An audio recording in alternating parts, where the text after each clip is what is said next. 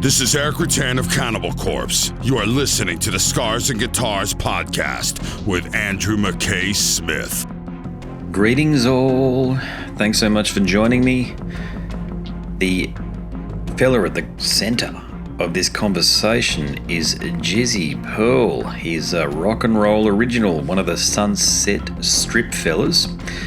And the catalyst for the conversation is due to the launch of his new album under the love-hate moniker, Hell, CA, meaning California. Throughout the conversation, of course, we talk about the album. I was given a bit of a warning up front that we shouldn't talk about Quiet Riot. I wasn't going to do that anyway, because frankly, Quiet Riot aren't that interesting to me, but they might be to you, but that's the reason why. I didn't ask any questions about Quiet Riot, or there is one in there, so you'll just have to stick around and find out what that question was, and indeed what Jizzy's answer was. But look, the thing about Jizzy is he leads a very well-rounded life these days from the media and content creation perspective. He's an author, he's a YouTube host, of course he's a musician. There's plenty of things to talk about. So if you're listening via the podcast, before we get to the chat, I've picked a tune, and this one's called Acid Babe. We're going to listen to that before the conversation. However, if you've tuned in via YouTube, we're going to cut to the conversation right now. Let's go. Hello. G'day, mate. How's things? Well, I just burped, so things are okay. Mate, they're doing not too bad from the sounds of things. Yeah. So, yeah. Thanks for making time for the chat at this time. I've got to say, it's 5 a.m. my time, mate, but it's an absolute perfect time to have these sorts of conversations as far as I'm concerned, because I've got young kids, you see, and I work, as you'd appreciate, or we all do, don't we? But, mate, nothing like doing a podcast episode or what have you and having the sound of kids yelling in the background, as could often happen. Well, could just get some strong coffee and go for it. Got some, mate. No worries. How have the conversations been going around this album? As far as the new record? Yeah. Oh, just strictly positive. Just strictly positive. That's you've only been getting positive feedback? Actually, I have. I mean, I made fun of it on my podcast. I said, even people that don't like me like my record. So that's something. Yeah, indeed. Yeah. I got to be honest, okay? I was surprised at how strong it was. And please take that in the best possible way. Good. Because you hear a lot of records. I get a lot of records sent through. And a lot of them, it's not that they're weak, but you listen to them and they're not exactly memorable. Yours was one of those ones that I put on, and this style of music not exactly being what you'd call a home genre for me, okay? Right. I was impressed with how heavy it was, I've got to say, and how much and how intense everything came across. I know there's a lot of dynamic in there, but one of the things that struck me was the intensity through how heavy some of the cuts sound. So was that something that was done by design, so to speak? Yeah.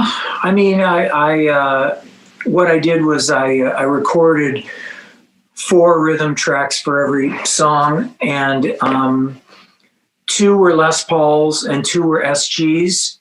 So I wanted my Led Zeppelin, Jimmy Page, Les Paul sound, which is my favorite.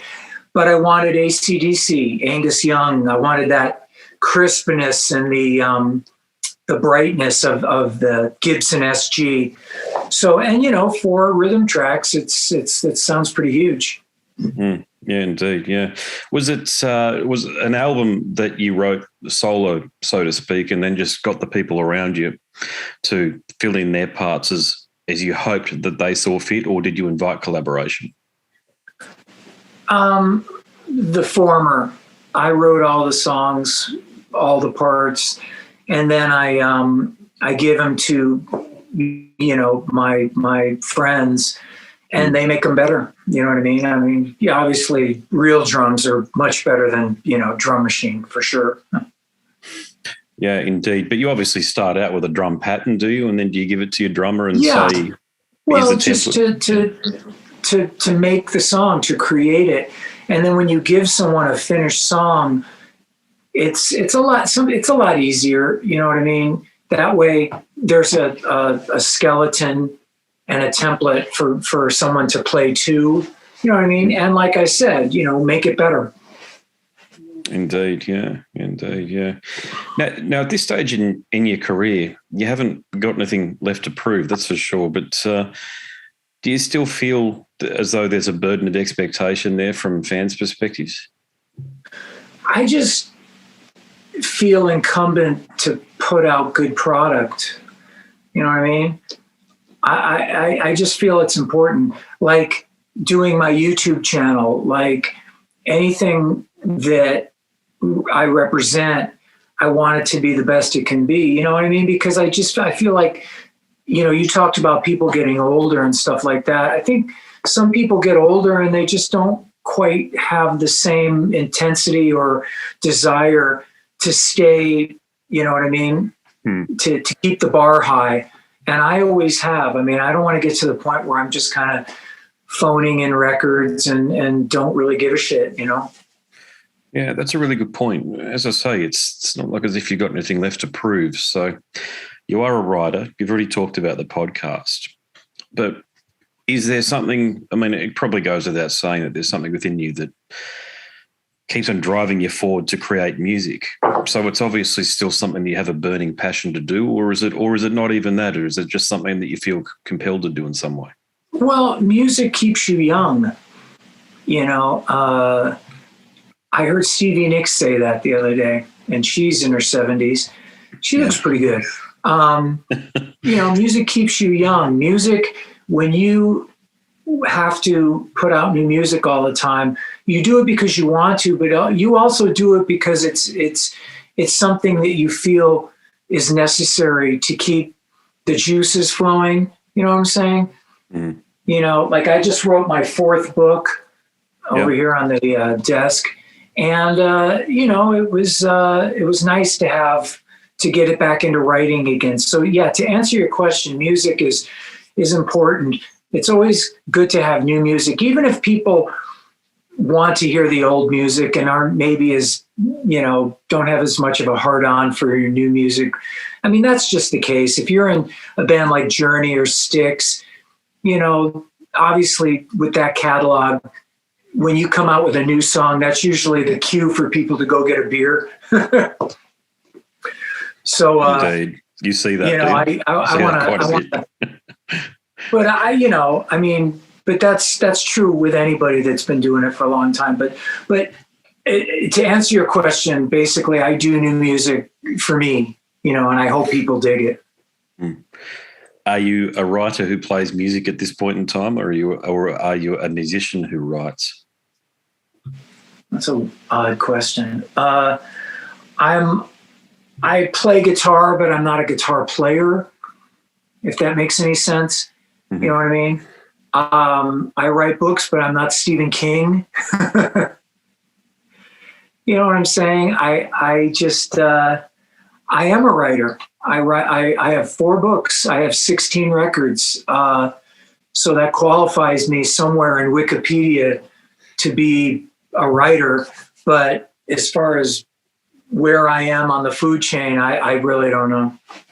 You're a content creator at this point in time. So am I, by the way. I write books too. So, I am on my YouTube channel. I definitely, the C word is definitely important, isn't it?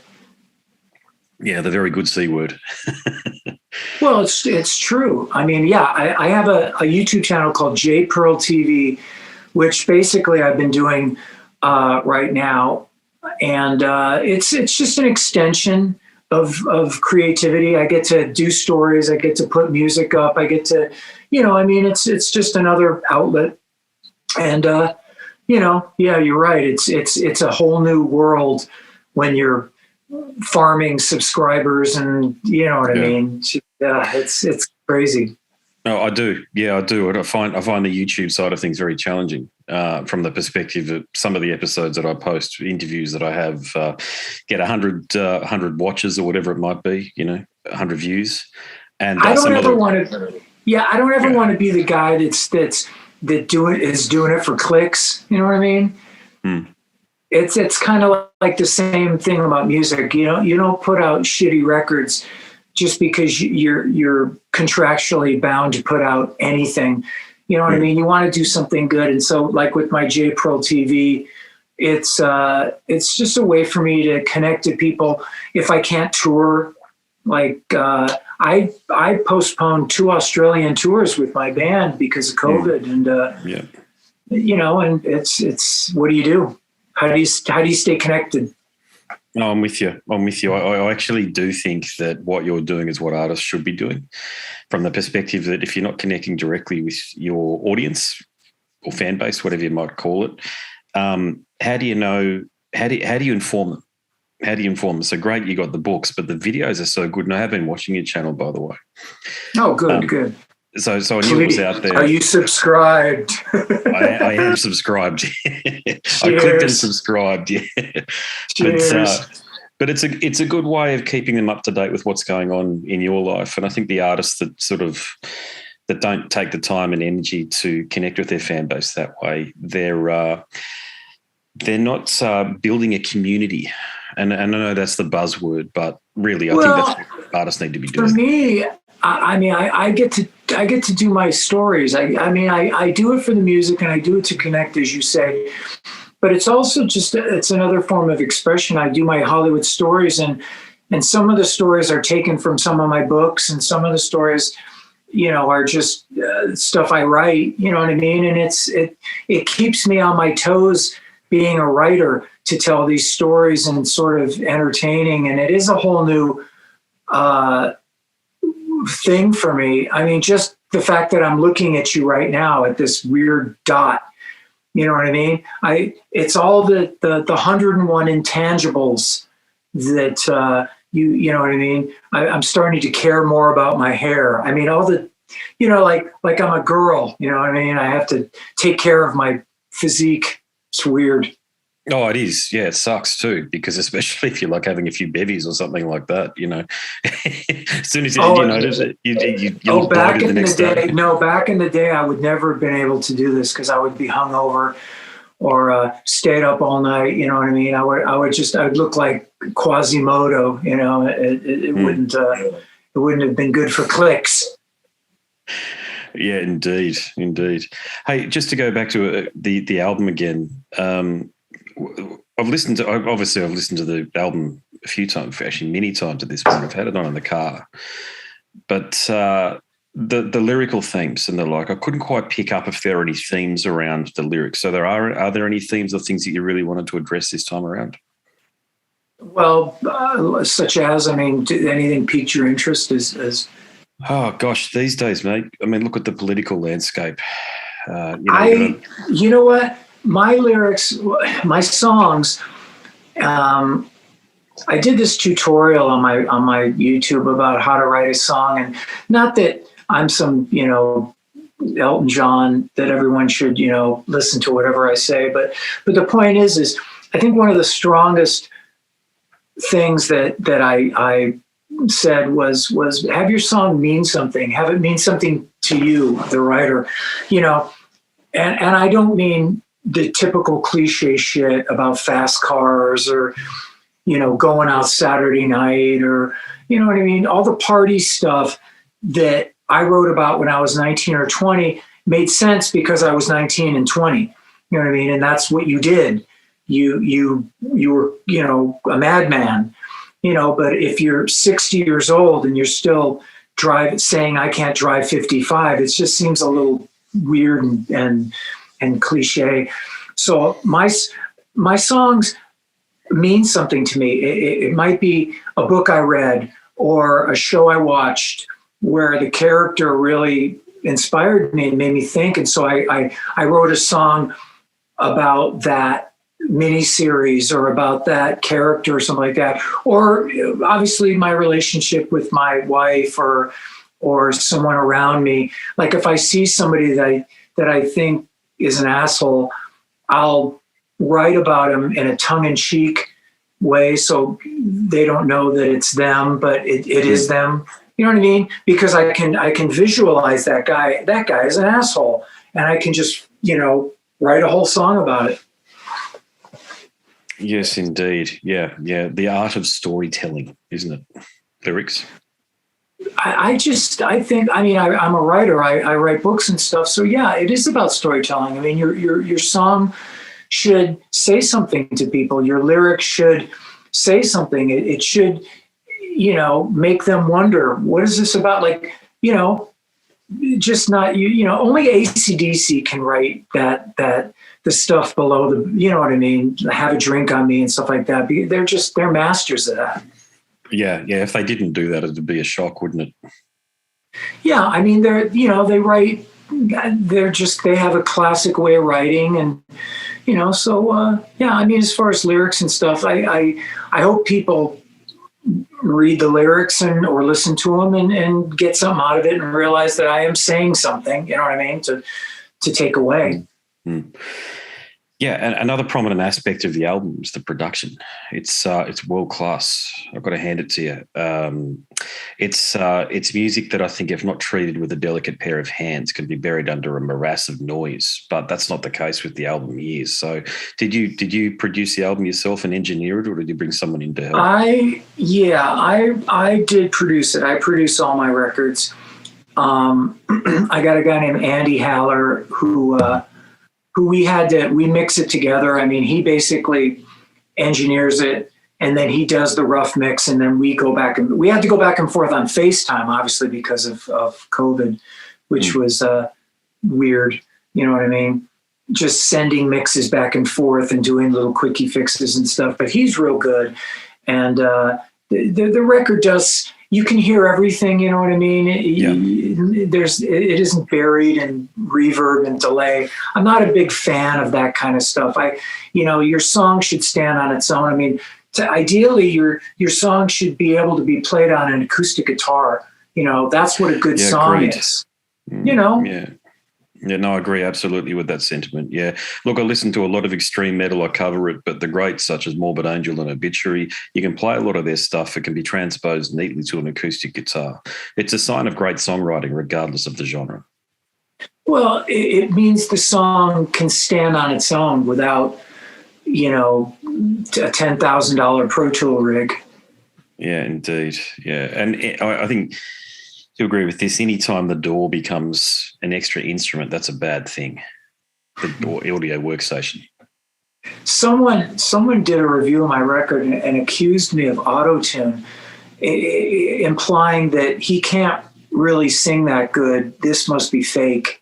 I just thought, wow. I mean, that kind of blew my mind.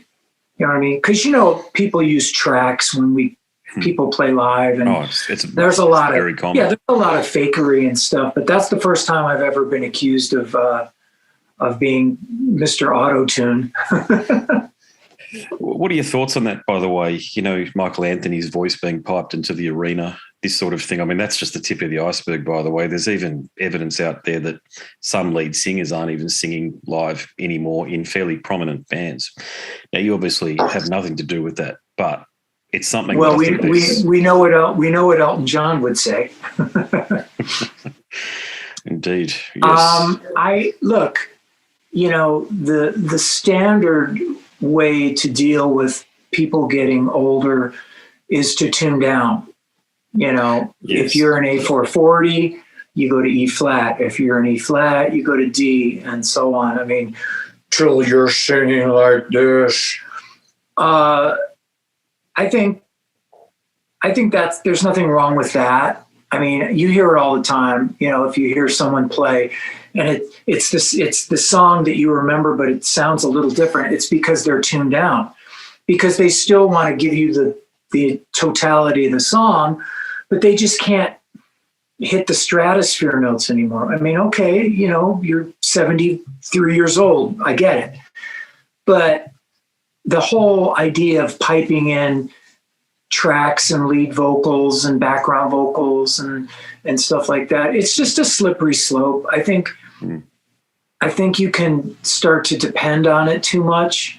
You know what I mean? And then you're not really a musician anymore. You're just kind of a karaoke guy. That's my 2 cents.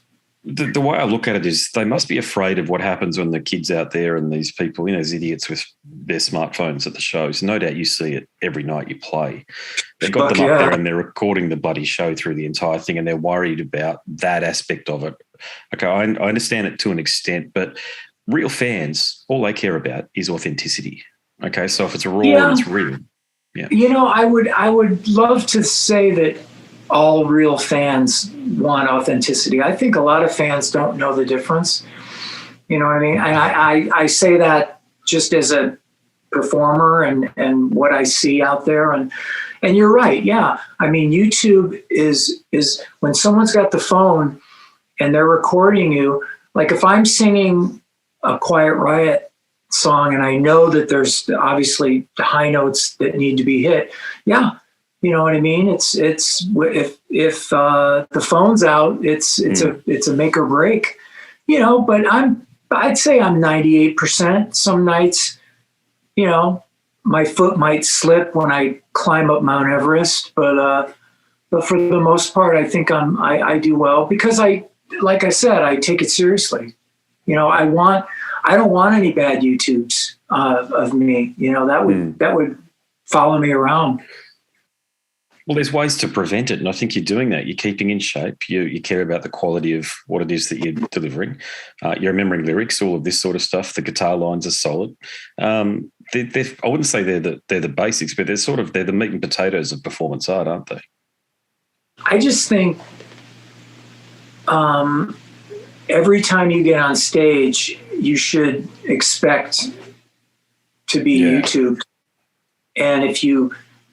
It's a weird thing. It would be like being a male prostitute, and every time you're in the clinch, there's like a porn star, you have to perform.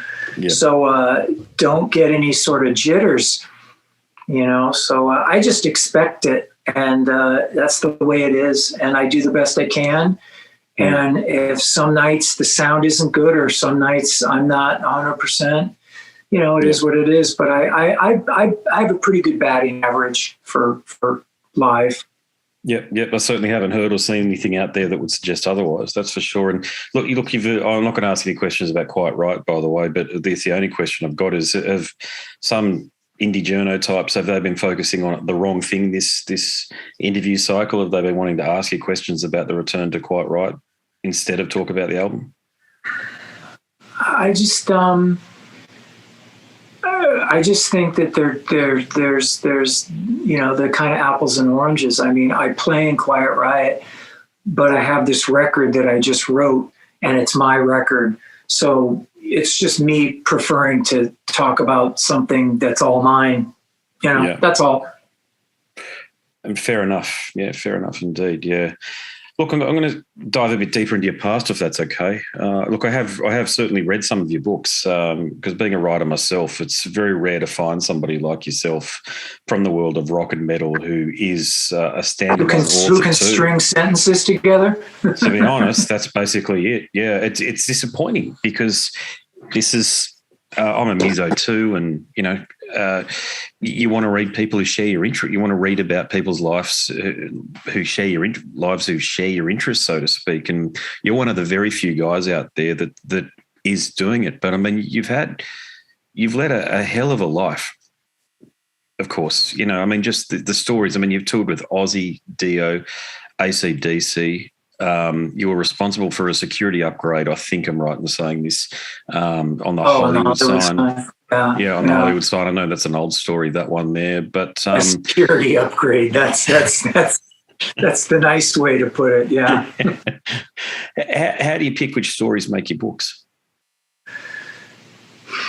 Well, obviously the best ones make the books. I get into how I do stuff is that if I'm going to sit down and write a record, I immerse myself in writing a record and pretty much to the exclusion of all else. You know what I mean? If I'm playing live, then I focus on playing live because that's a physical thing. That's running every day and rehearsing. And so, you know, they're different animals. But if I'm writing a book, I immerse myself in that. And it's just me getting ideas and fleshing it out longhand. And generally, you know, in a couple of hours, I if it's good, I mean, if it's, you know, if it has substance, you know, I have 10, 15 pages. And then comes the editing process of rewriting it, tightening it up. You know what I mean? Well, if you're a writer, you know what I'm talking about. It's horrible, that aspect of it. Yeah. Yeah. The editing is just, that's where the hours come in because it's writing is like anything. There's a flow that you want, you know what I mean? When you read something, you want it to make sense, you know, just for the natural person, you want it to make sense. And so there's flow and there's timing and, you know, you want your fart jokes to come at the right time and that stuff. Before you set out to write a book, do you pick, say, you know, 12 milestone stories, this sort of thing, and try to write the book around them, or is it more stream of consciousness? It's just one after another. I start with one, and then like this last book, All the Devils, I had a couple of ideas about my books basically are kind of half Sunset Strip, you know, rock and roll, and half semi-autobiographical, funny shit from my childhood, drug stories, you know what I mean? Yeah. You know, he took peyote, what happened? He took acid, what happened? You know what I mean? Because it's, at least in where I grew up in Los Angeles, everybody was doing it. Everyone took drugs to expand their mind. And so, you know, maybe they don't remember, but I remember, and it's some funny stuff. Do you have to seek, I don't think the right term is legal advice, but do you have to seek counsel in terms of whether or not some of the stories, you know, whether they're too risque for you to put out there or not? Well, not when you self-publish. When you self-publish, you can pretty much say whatever you want. I mean, you know, my first couple of books were a lot more graphic in nature. Definitely. Yeah, but you know, it was like I was trying to push the envelope. You know, I'm a big Stephen King fan, and the way he describes graphic horror, you can visualize being in the room, you know, as that person's arm is getting lopped off, or Pennywise is chewing some kid up or something. It's so visceral that I thought, well, fuck that. I'm gonna try and do that. I'm gonna try and emulate what that is. And so a lot of my earlier stories are pretty gnarly in that respect. Plus the rock and roll excess, you know, people want to hear that stuff, the whole Pam and Tommy shit.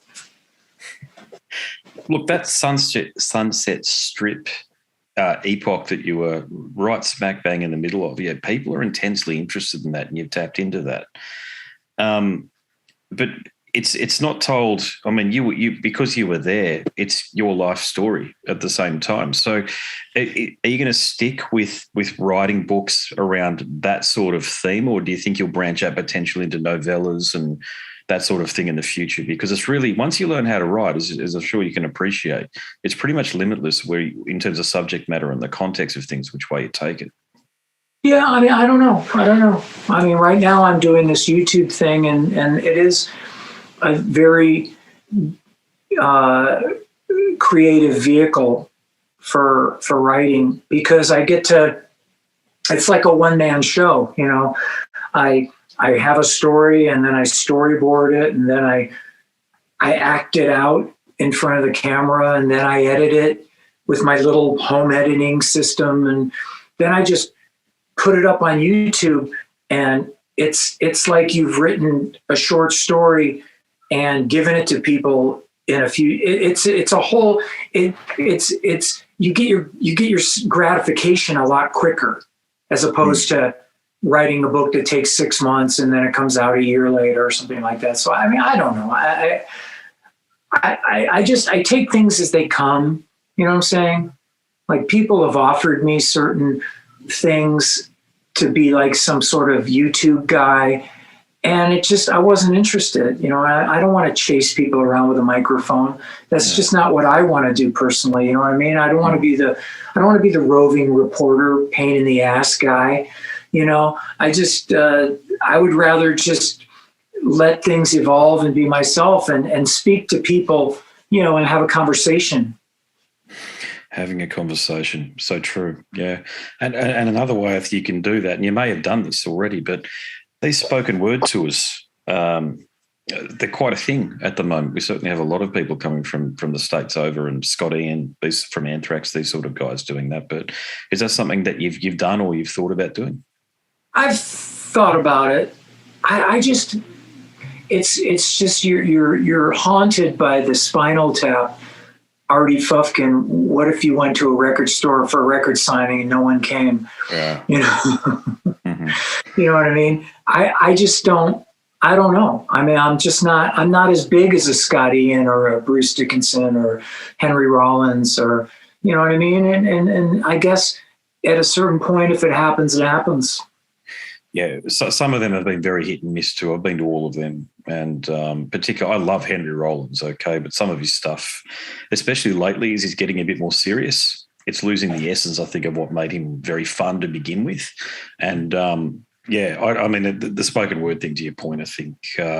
Well, look, if you've got the written word, the spoken word is an addendum that can always be there sometime. Well, you know, I mean, we'll just see. I mean, who the fuck knows? I mean, the advantage of doing something like that is this just one guy, one plane flight, one car ride. You know what I mean? When you're touring, it's 4 flights, 4 hotel rooms, 4 meals, 4 salaries, 4, you know what I mean? That shit adds up. And so, yeah, there are definitely advantages to be a one-man band for sure.